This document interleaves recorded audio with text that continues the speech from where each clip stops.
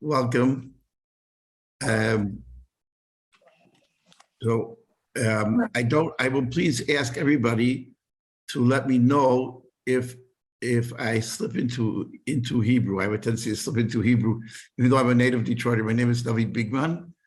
I am very happy to participate again. And I had the privilege of knowing Viva Kosinski. I stayed at her house once, many years ago in Toronto. So it's especially meaningful. It's in her memory. I'm going to share a screen with you now. Can you hear us? Rabbi Bigman, Can you hear us? Yeah, I hear you. Okay, you're speaking to a large room, so if you could just speak loudly, that would be I will great. speak loud. I will yell. Okay. Any other Wait a minute, requests? do I have the right to share a screen? I'm supposed to. Oh, good. Okay. Okay. Does everybody see the screen? yes. Okay. Our topic for today is a bit complicated, but we're going to do it quite simply. The topic which has been of great concern to me over the last few years is the question of the conflicting complementary roles of Mikra Tanakh vis-a-vis Torah Shebaal Peh, the oral law. It doesn't have to do, we will discuss a particular issue, but the particular issue is not the point. The issue here is not the particular issue, but the way materials are handled. And it turned out recently, somebody posted a discussion with Harav Adin Steinsaltz. And the people who heard it said, oh, he sounds just like you. I'm not a student of his, and it was very interesting to hear that he had similar thoughts. So we will discuss these thoughts after we learn the material. And then the material is an example. It's an example which is quite easy to follow and is very significant, but it's not, the importance of it is as an example and not the actual content.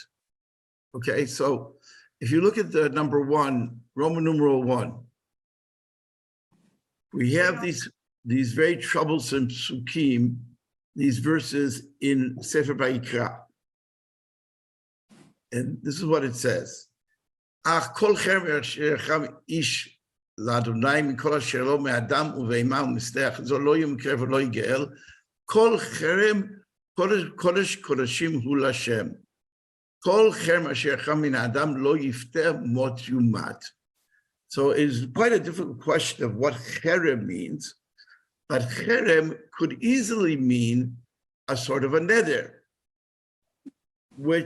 and the story of the daughter of Yiftach seems to echo this, because we know, I'm sure that, it would be nice if I saw your faces, but okay. Do you hear me? Am I speaking loud enough? Very loud. But please translate. I will translate. So as best as I can. So the Torah says that but there is a typical word here which is kind of hard to translate, which is cherem.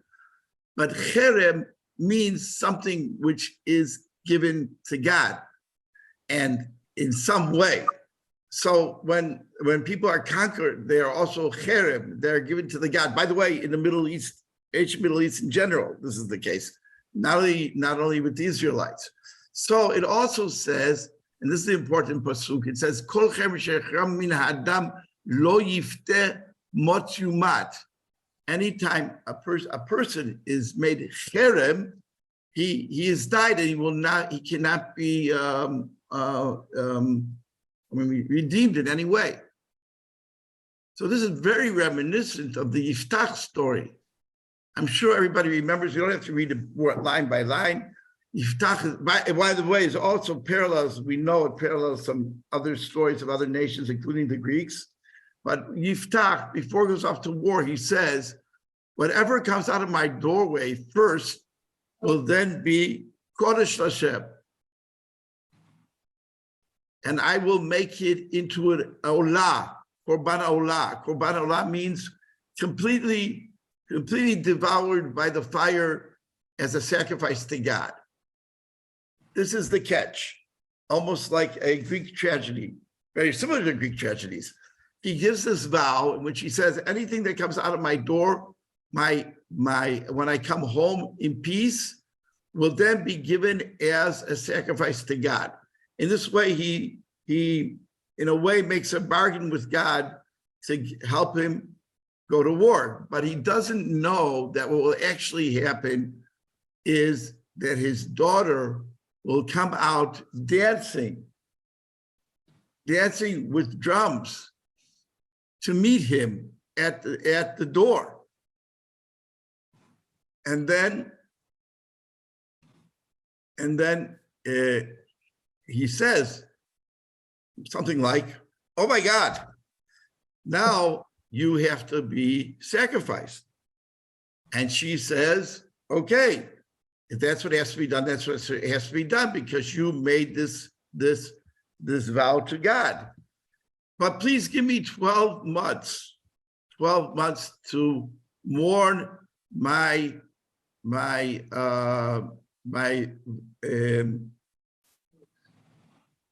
virginity. In other words, she will not have a family, so she goes with her friends to mourn her virginity on the mountains. And then it says, when after the 12 months, she goes back to her father, and he actually implements the vow that he made. Okay, so this horrifying story that appears in Tanakh, not only is it a horrifying story, it also seems to be an implementation of these terrifying psukim. Cherem adam yumat lo yipadeh. Is everybody following me? Yes.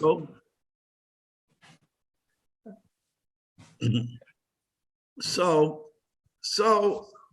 what we want to see is not only the way this story was handled by Chazal, but the implications of the way it was handled. The implications are far more important than the actual text. So what we have is, first of all, I want to show you halachic material. And then I want to show you a very nice late midrash that has this discussion between Bat Yiftach and her father. Okay? So here we have, in the Torah, it says, Ki yachshor ish o et ha'isha umet tzarcho yisakel ashor velo yacher b'saro ubal ashor naki.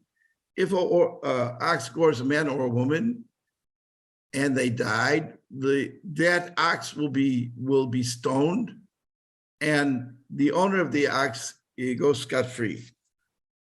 Ve'im shor nagachu mitmo shilshom v'u'ad beba'alav lo yishperenu.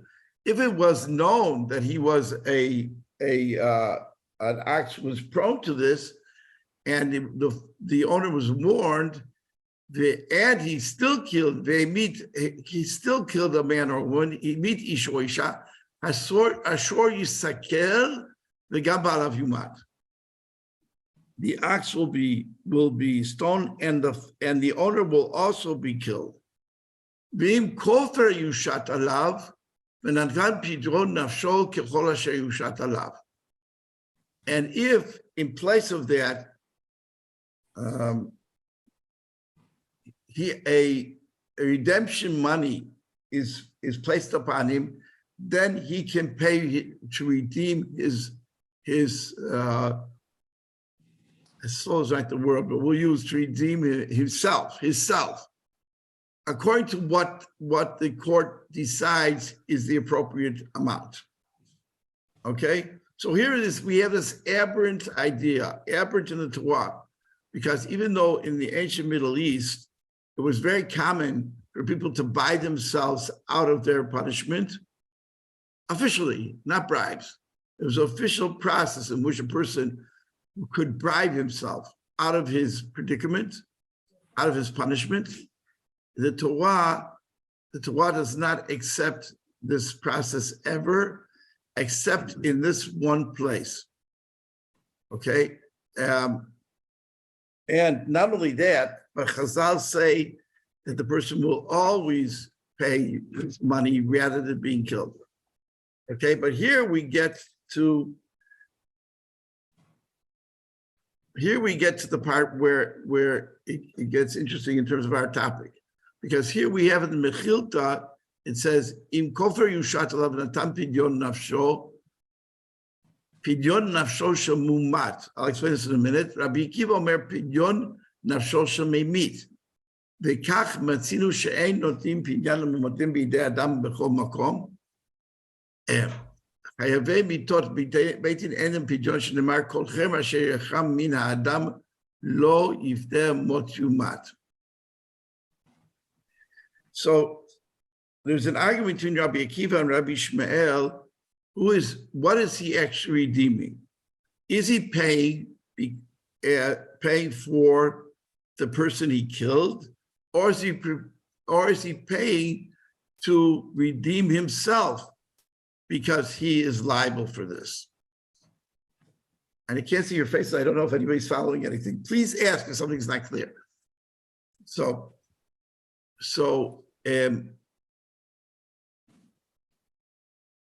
Rabbi Akiva goes on. So there's an argument between Rabbi Akiva and Rabbi Shmuel. This is typical of them, because even on damages, Rabbi Shmuel will always say the damages are according to the victim, and Rabbi Akiva will say the damages, the way we surmise the damages, are the comparable damages on the perpetrator.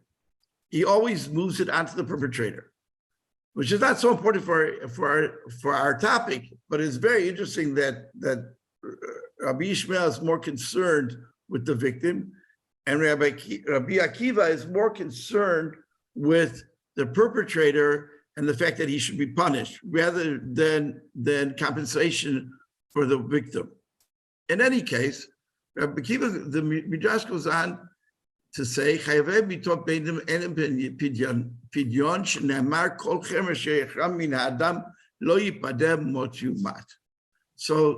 the Midrash goes on to say that anybody who's liable for the death penalty, according to the court, will not be redeemed. And then it uses the pasuk that we heard earlier, once this was said, it comes into place with all the classical commentaries, almost all of them. They say that the verse that says, any time a person is cherem, which is a difficult word, he will not be redeemed, he will die. Okay, they say that this is referring to chayvei mitot beitin, not somebody who vowed, not like Bat Yiftach, whose father was obligated to sacrifice her as an oath, but rather somebody who's chayav mitat beitin. So this is what we would call in later literature ukimta. They place a stipulation on the original pasuk that says cherem adam yumat. They say, when is cherem adam yumat? Only if the person was actually liable for the death penalty, which would mean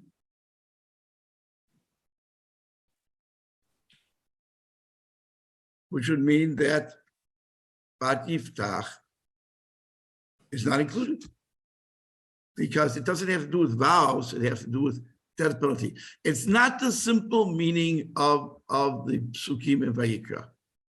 Only by a stretch can you say the Psukim in Vayikra, the verses of Vayikra, are talking about somebody who's Chayav Mitah. But once Chazal put this in place, almost everybody followed suit and accepted this explanation for the Psukim, for these verses. Okay, so this is a very important methodology which is used throughout Torah Shebaal Peh, which is contextualizing. Contextualizing, not like we would contextualize by social circumstances or things like that. We have that as well in Chazal, but we also have contextualizing more or less at whim. In other words, not at whim in the sense that it's at whim textually, it's not at whim ethically. Because Chazal feel they had the freedom to explain difficult psukim in a way which is more fits their own ethical sense. But their methodology is to explain to contextualize the psukim in a way that will not be offensive to their sense of ethics. Okay, so this is done time. This is a very extreme case, but it's done time after time. This case is very extreme because it's never done. In other words, it's very extreme also because it's a story that appears in Tanakh and a pasuk which is never really hasn't been implemented for many, many years, to the best of my knowledge. But the very idea that the pasuk would say that Cherem Adam Yumad was contextualized to meaning somebody who was liable for the death penalty. Okay, but this is not the end of our story, because we have another midrash which also deals with these difficult. This midrash deals with the difficult psukim in Vayikra, but we have another midrash that deals with the story of Bat Yiftach, the daughter of Yiftach. Okay. So we will now read the story. I will try to remember to translate.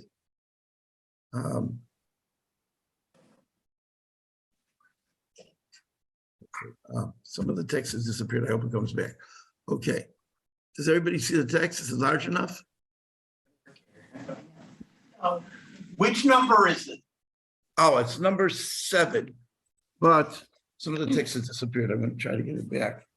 Is it clouded for you as well? I don't know why it does this to me here. Okay, it's back. Okay. This is Midrash Tanchuma. It's later Midrash. It's amazing what they do with this. Okay. Davar Echad ish ki yafli, when a person does this wondrous thing of doing a vow. Pri tzadik etz chayim, zeh Torah. שמתוך שהוא בן תורה הוא לומד איך לוקח נפשות. שנאמר לוקח נפשות חכם. Torah is a very special thing because when a person learns Torah, he knows how to grab the souls of people. וכן אתה מוצא ביפתח הגלעדי. And that's what we find in Yiftach HaGiladi, that since he was not a Ben Torah, he was not a scholar of any sorts, anywhere close to that, Ibeda Pito, he lost his daughter. Ematai, when was this? Bashah shenilcham b'nei Amon v'Nadar, shenemar ve'edor Yiftach neder l'Hashem, v'aya yotzei. When he made this vow before going out to war, and HaKadosh Baruch Hu was angry with him. Was angry with him. Botash akasal HaKadosh Baruch Hu. Amar HaKadosh Baruch Hu, ilu yatsa mibeito kelev o chazer o gamal yakriv lefanai. If a animal which is inappropriate for a sacrifice comes out of his door, would he sacrifice that animal to me? Simein la HaKadosh Baruch Hu bito. So HaKadosh Baruch Hu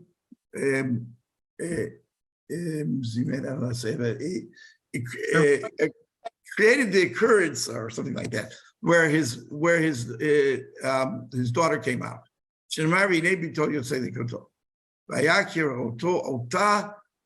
Okay. And when he sees her, she says a vow. Listen to this.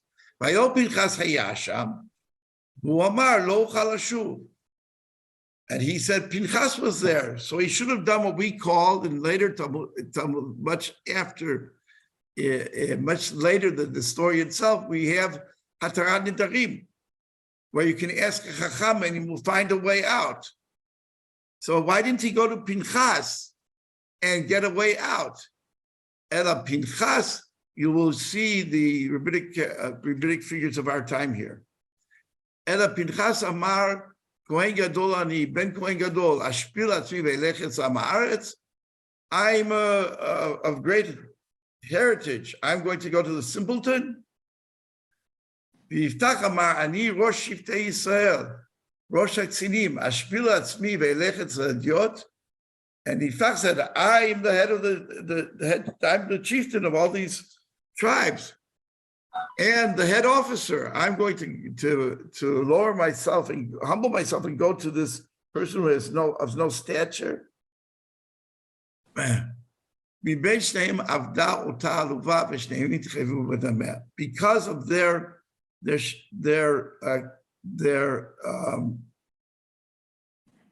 between the two of them, this poor girl was lost. Okay, I'm trying to move down if I can. It's not being very helpful here. I don't know why.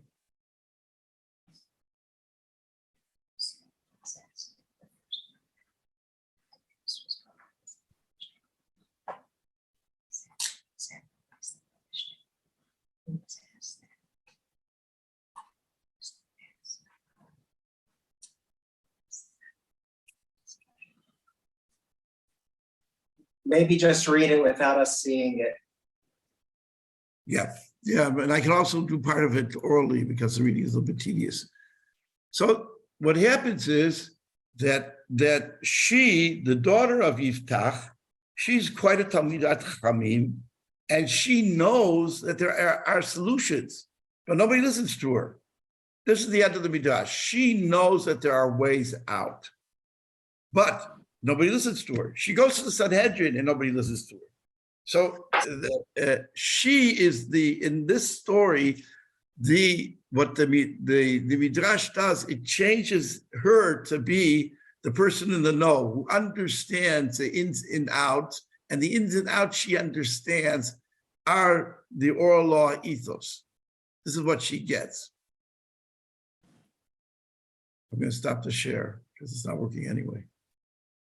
Okay, I mean, it would be very nice if I could see your faces. Anyway, so when she is the only one in the know, and she's the only one who can understand that there's a way out. And the point of the story is that now I see some people. Now, the point of the story is two conflicting ways of thinking about things. So the Tanakh ways of thinking of things is the way Yiftach is a Tanakh character. So he says, if I made the vow, I have to fulfill it.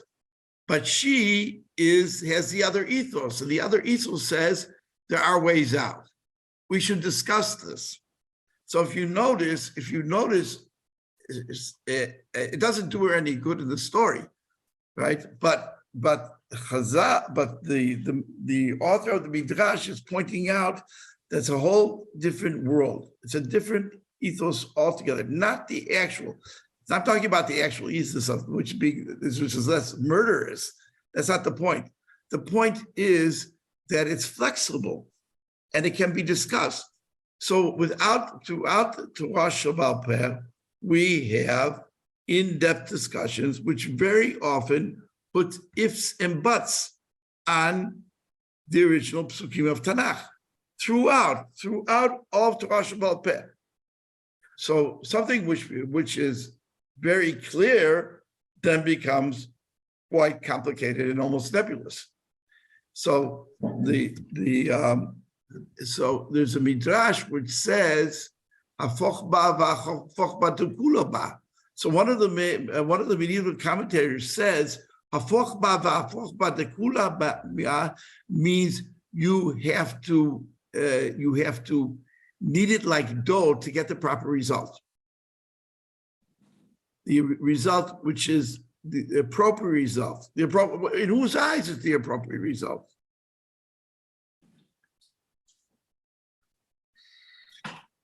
In the commentator's eyes.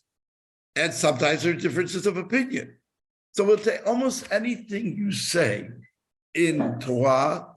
I'll tell you a story about a student of mine who was teaching a convert. She said, "What you know that I don't know what it's like in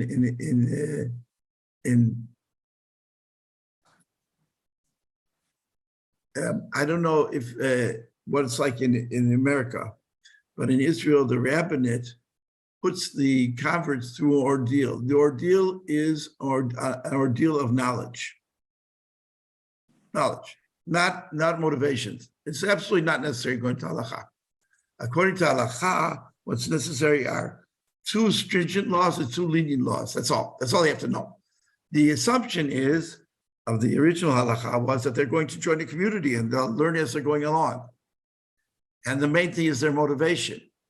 But in Israel, the way it's done is with a very, very comprehensive test of knowledge. My daughter prepared somebody for a test in the rabbinate, and this young woman said, talked about using the Shabbat Plata according to the Shita of Rav Avadia, but they didn't like that. So she didn't pass. She didn't pass. Usually didn't pass. So this young woman who's taught by Eli Ofran, a former student of mine, the rabbi of Kibbutz Yavne, she said, "What do I do if I don't know?" They asked me a question I don't know. He said, "No problem. Just say it's a machloket. Say it's an argument among the Chachamim, and you'll pass." The funny thing is, that's what she did. They asked her a question. She went blank, and she said machloket, and she passed.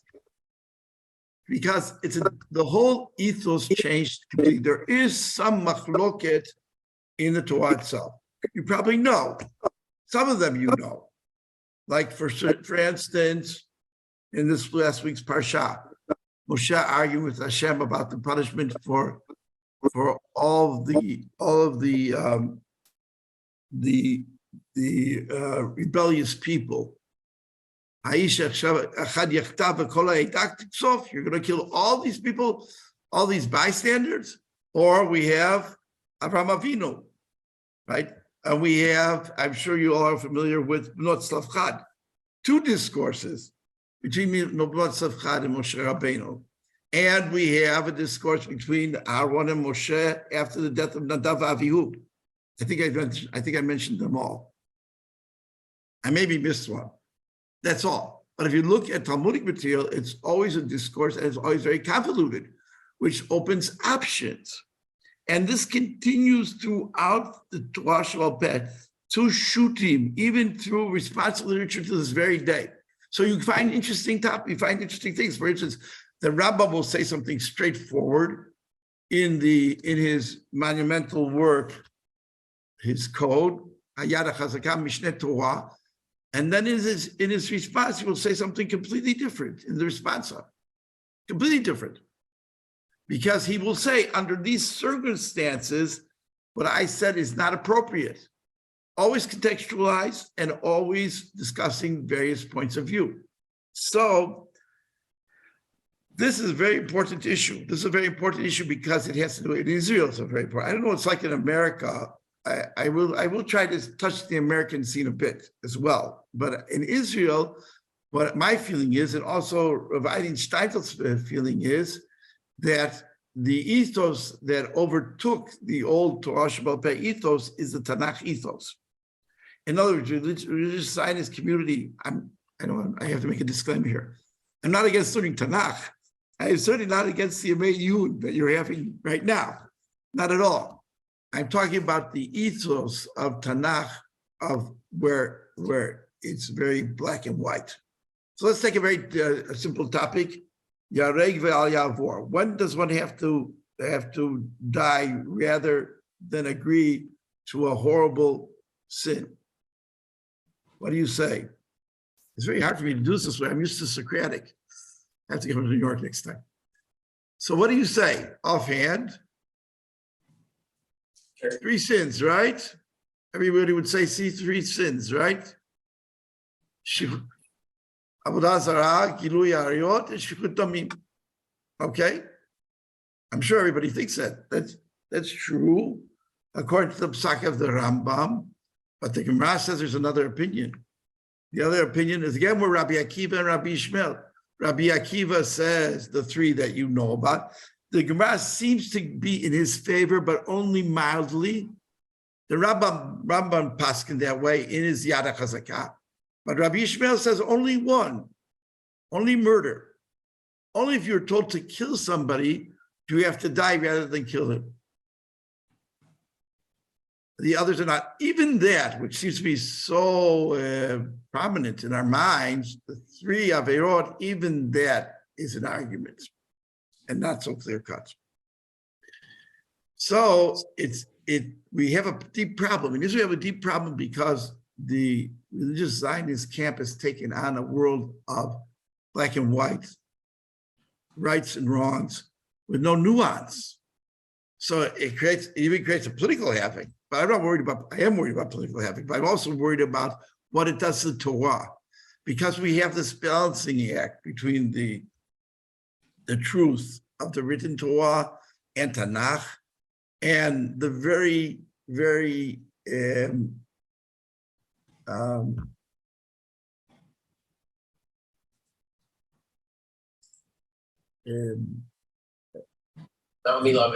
lose my English. Gamish. Flexible Torah Shabbat Peh. Chaim David Halevi once wrote an article. I was still in Detroit. I had a Sofeh, if anybody remembers what that was. The Paul Mizrahi, he used to get the Paul Mizrahi newspaper on Shabbat. Paul Mizrahi. And Chaim David Halevi wrote an article, which was, the title of the article was Halacha Gmisha. Halacha is flexible. He was getting a lot of flack for it, but he was telling what he thought to be the truth, and I think it's the truth. I don't say it's absolutely flexible. I'd say it's much more flexible than Tanakh ethos, much more flexible, much more convoluted. Because it's convoluted, it allows for flexibility, allows for much more interpretation. So I think we have this balancing act. We don't want to lose basic values like lo tirtzach, but we need flexibility to deal with life. One of the things that happened in America, which is somewhat comparable, is the idea of Rav Soloveitchik of some pure, some say neo-Kantianic, I think it's really Neoplatonic, but he says there's this pure halacha, which doesn't deal with circumstances. There's this concept of pure halacha. I don't know if that pure halacha has ever exists. It certainly hasn't existed for many, many centuries, because halacha always deals with the circumstances at hand. You can get out of that, but it still is the major, I would say it's the most, the major cultural motif of Torah Shabbat Peh. So this is a very important issue. So Rabbi Adin Steinsaltz also, if you want, I can pass it on to you. He was interviewed about this. He said this is a major problem in religious Zionism today, is that the Tanakh ethos of no discussion and no nuance has taken over. And this, Bad Yiftach is a very extreme case. I will give you some other examples that give us some trouble, so you know. For instance, a Kohen is not allowed to marry a Zonah. What would you say that meant offhand? The Kohen is not allowed to marry a Zonah. Promiscuous, prostitute, that's not the interpretation of Chazal. Chazal say that those women are allowed to a Kohen. Only a woman, they limited it to a woman who had a relationship which is forbidden according to the Torah. A illicit relationship with somebody who's forbidden to her. She's the Zonah, which gives us a lot of trouble today because it doesn't have to do with how promiscuous it is, or she is. It only has to do with the technical question of who she had relationships with before. It gives us the problems, but Chazal limited to very few cases, just that we come across these cases today. And then we have to think of another way out, because Chazal limited to cases which are quite prevalent today, but they allowed almost any other woman to marry the Kohen just by limiting it. It was an argument among Chazal, the Tanaim, how to interpret the Pasuk, but many of them are very limiting in the way they interpreted the Pasuk. There are many like that. So we have this over and over again. Questions, I think we have time for questions. I don't know, when do I have to stop? Yeah, you have another 10 minutes. Or so. I'll ask a question. I think we should have time for questions. I didn't do so much text work, I found it was kind of difficult. So ask a question, can Rav hear me? Yes, I hear you perfectly. So I think that much of the conflict you're talking about was handled in periods of time, the difference between quiet psak or psak should pass quietly of a person's rav or posek versus the public. And I think a lot of the challenge that the rabbi may be talking about today, I've always maintained that the Ramah could not have married people on Friday night if the internet existed at the time, right? The fact that things go like that and everybody knows is part of the issue. And so with certain, in other words, I know of situations where people have gotten great rabbi name and great poskim to, give them rulings that if they were publicly known, would be terribly criticized, but they're doing quietly. Is that not happening? Is that, and to what extent is this everything is public in today's society and the speed of communication affecting what the rabbi is talking about?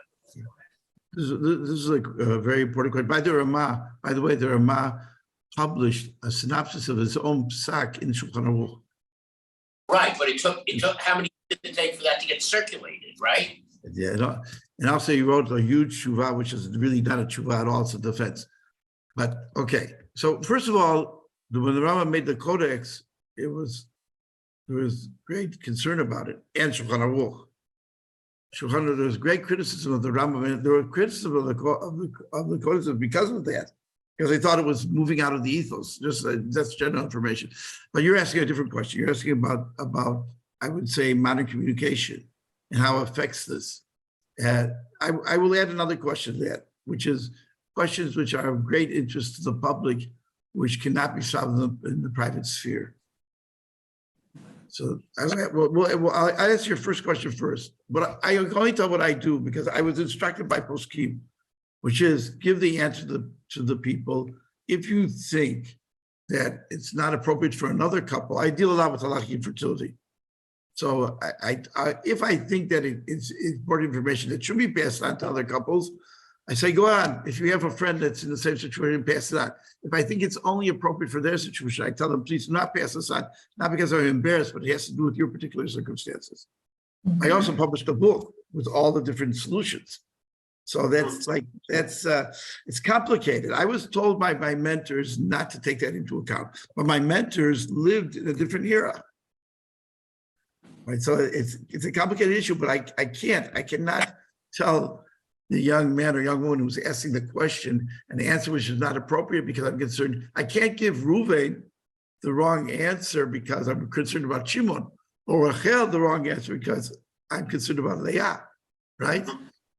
So that I agree with you. It's a difficult question, and we know. I think in the Haredi world it's very common to hear different answers in private than you would in public. In the religious Zionist, the modern Orthodox world, I think it's less. Maybe it's not good that it's less, but I don't pay attention. I can't, because I feel that the person deserves an appropriate answer. Yes. Hi, Lawrence Burian, you again. I'm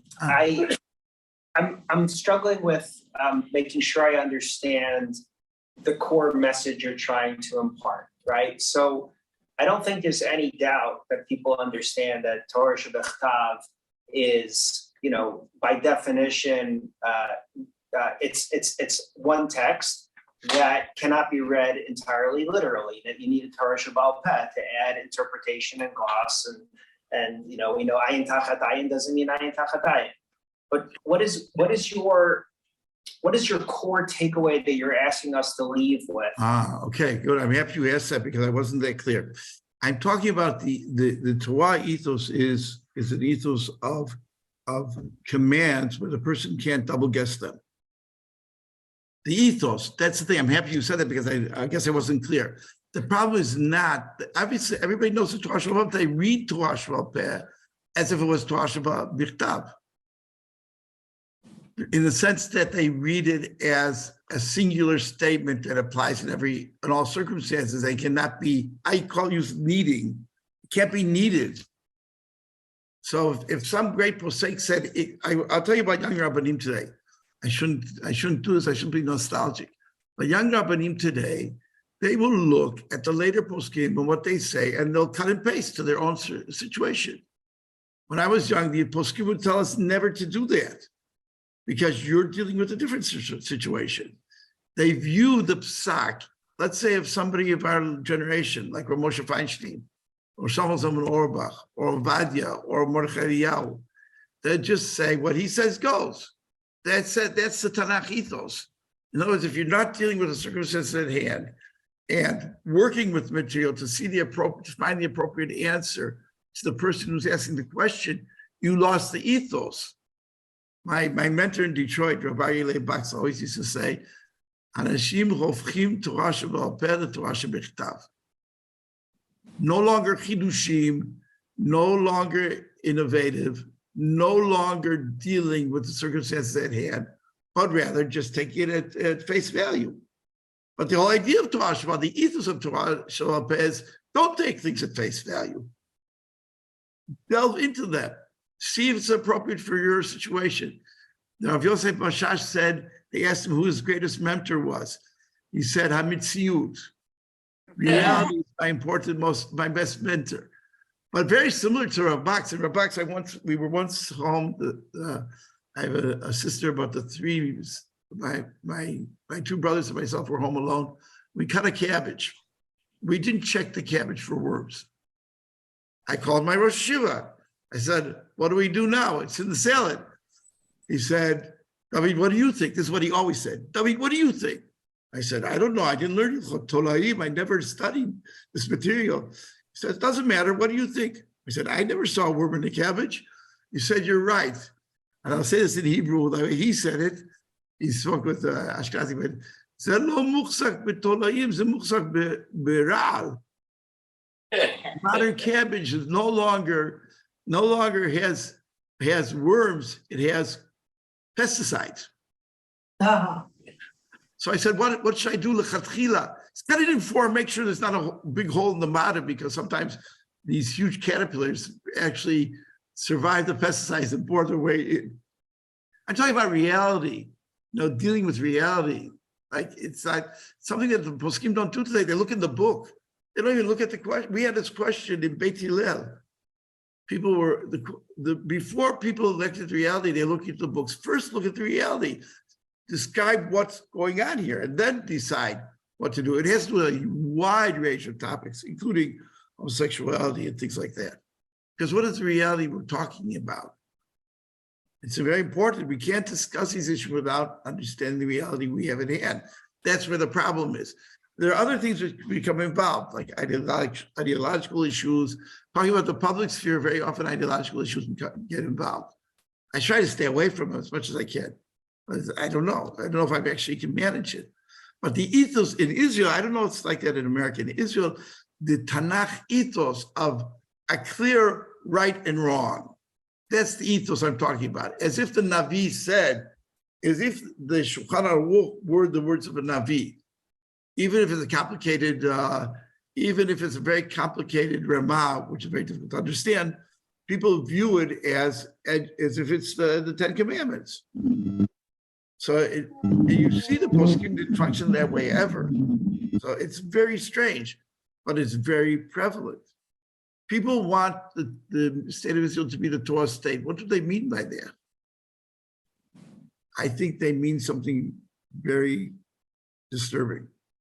Because the Torah they're talking about is the Torah black and white. It's the Torah Shabbat Peh with the Tanakh ethos of there are absolutes. There are absolutes. There are no shades of gray and there are no special circumstances. So that's the story. And also no ways out. Every time I see these issues in Israel, I said, well, I can figure that out. It's easy. We have to just look for a way out. They never look for a way out.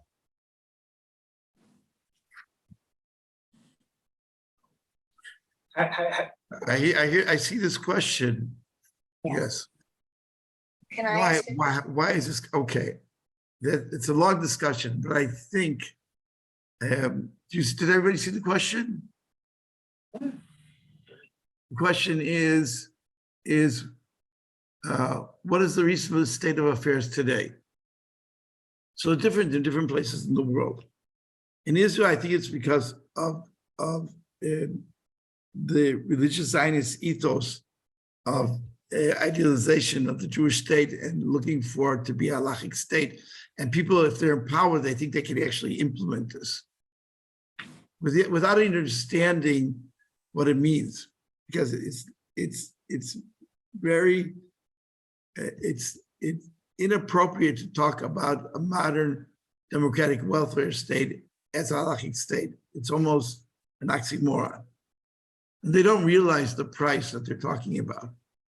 And they don't realize, the more important thing is they don't realize that people will rebel, because it's going to be, once there's coercion, people will rebel. People already are rebelling. It's very hard to be a religious person in Tel Aviv today, because the average secular Jew will look at you as a person who wants to coerce the Torah on them. So that's in Israel. In other places of the world, I think it has to do with, let's talk about America for a minute. I don't know about South Africa, it's slightly different. In America, I think Rav Soloveitchik, in order to save halachic Jewry, was very adamant about having this idea of a pure halacha, because he had to deal with historical Judaism almost around the block. The conservative movement that was contextualizing everything in his mind. They were to a great extent. Like they even contextualized lighting a fire on Shabbat to drive it to shul, right? So, which was also completely unnecessary because people were driving. Orthodox shuls were accepting people who were driving to shul. It was an unnecessary psak. In any case, I think that in America, that's what created this idea that we have to talk about absolutes, because there were other people who were in the Salvation side were too flexible, and maybe they were, but in the interim, we sort of in Hebrew we have an expression. I don't know if it's used in English. Throwing the baby out with the bathtub is strange idea. The idea is that he went overboard a little bit, to the extent that even, I don't know to what extent, because I don't live in America. I don't know to what extent. To what extent this is a problem. I don't know if people need a psak, where they can go to. I have the feeling that this is a very, very prominent idea. Anybody comments? Yes.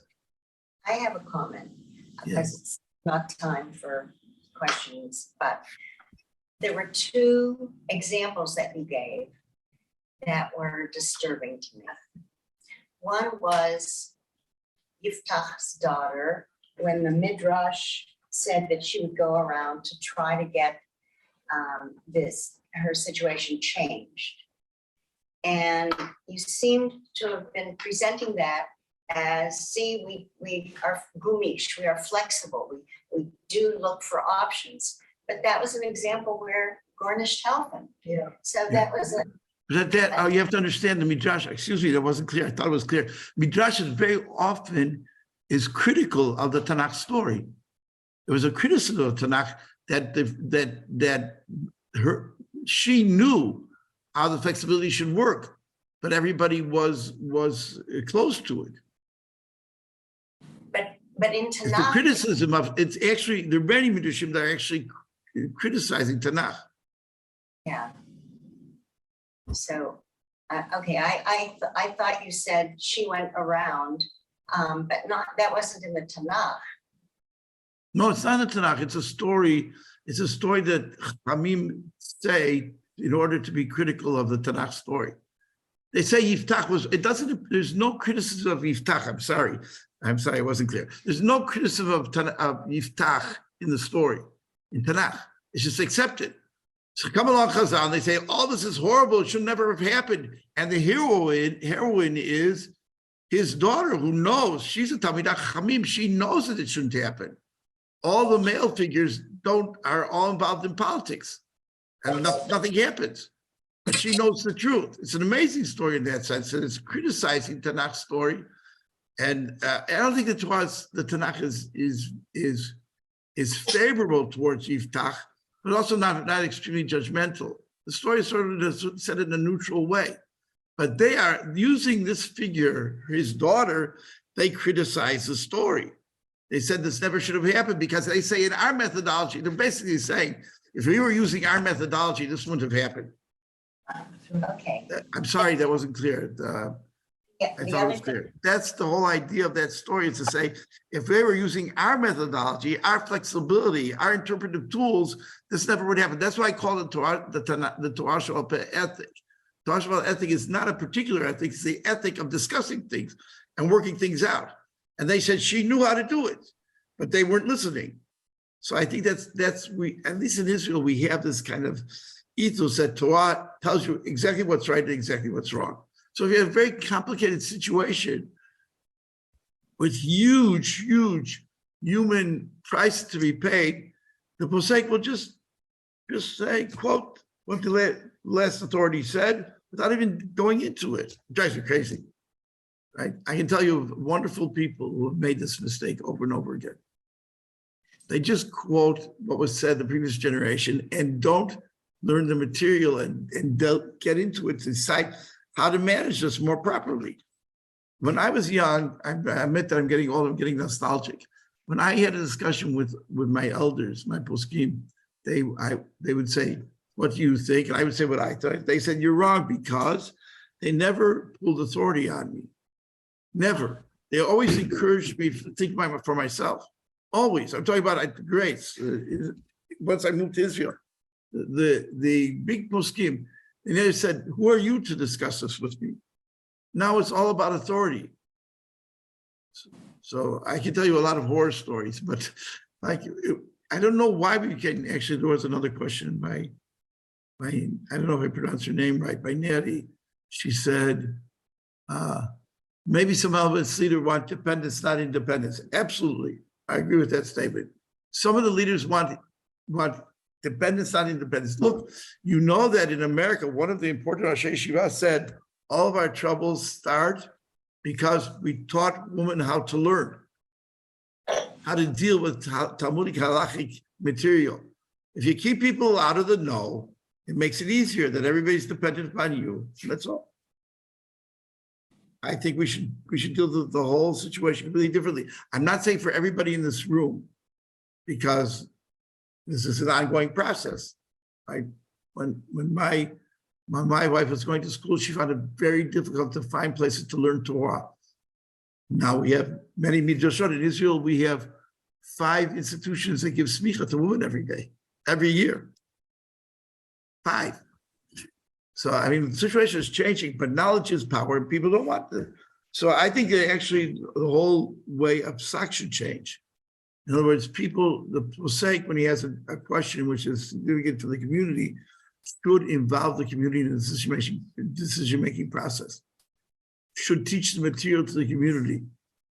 There are various ways of doing that. He can leave the final decision to himself, but at least everybody will be in the know. Or he can say, let's take a vote on it. I think it has to be reworked, the whole system. I think it'll be much better because people will be involved. Anyway, I'm sorry that I'm not so fluent, even though I'm a native Detroiter. I'm much better in Hebrew. But I've lived here for 47 years. The summer will be 47 years. So that's my excuse. So for me, it's Laila Tov, and for you, it's good afternoon. Enjoy the rest of your day.